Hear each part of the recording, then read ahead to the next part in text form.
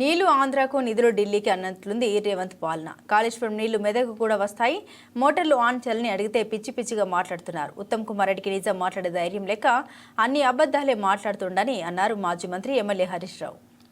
మన మెదక్కు కూడా కాళేశ్వరం నీళ్లు వస్తాయి, మన చేగుంటకు వస్తాయి, మన రామాయణపేటకు వస్తాయి, మన నిజాంపేట మండలానికి వస్తాయి. మనకు కూడా కాళేశ్వరం నీళ్లతో పంట పండింది, చెరువులు నిండినాయి. ఇవాళ నువ్వు మేడిగడ్డను 20 నెలలైనా రిపేర్ చేస్తలేవు. ఇలా కూలింది 2 పిల్లర్లు మాత్రమే, అవి కుంగినాయి గంతే. కానీ వీళ్ళ మెదడు మొత్తం కూలింది.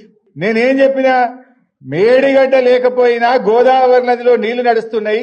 కన్నెపల్లి పంప్ హౌస్ లో మోటార్లు ఒత్తుతే మా నిజాంపేట మండలంలో చెరువులు నింపొచ్చు, మా చేగుంటలో చెరువులు నింపొచ్చు, మా రామాయణపేటకు నీళ్లు తీసుకుపోవచ్చు. గా మోటార్లు వస్తావా అని మనం మాట్లాడినాం.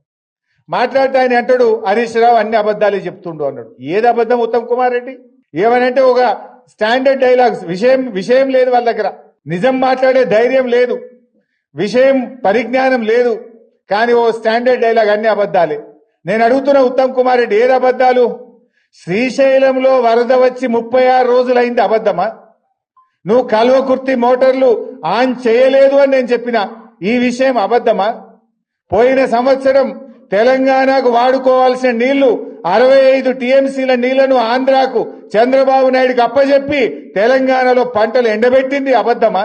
ఇవాళ ఆంధ్రప్రదేశ్ ప్రభుత్వం అదే శ్రీశైలం నుంచి పోతిరెడ్డిపాడు గేట్లు ఎత్తి వాళ్ళేమో నీళ్లు తీసుకుపోతారు, నువ్వేమో కల్వకుర్తి మోటార్లు ఎత్తి తెలంగాణకు నీళ్లు ఇయ్యలేదని అనే మాట నేను చెప్పినా, ఇది అబద్ధమా?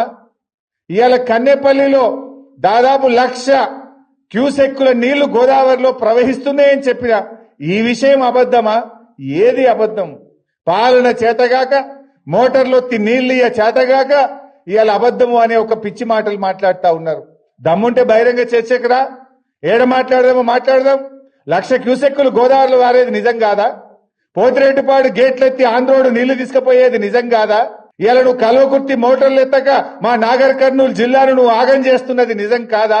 ఆంధ్ర వాళ్ళు కృష్ణానదిలో అధికంగా నీళ్లు తీసుకుపోతుంటే గుడ్లప్పగించుకొని చూసి తెలంగాణకు అన్యాయం చేసింది నిజం కాదా? ఇట్లా చెప్పుకుంటూ పోతే చాలా విషయాలు ఉన్నాయి.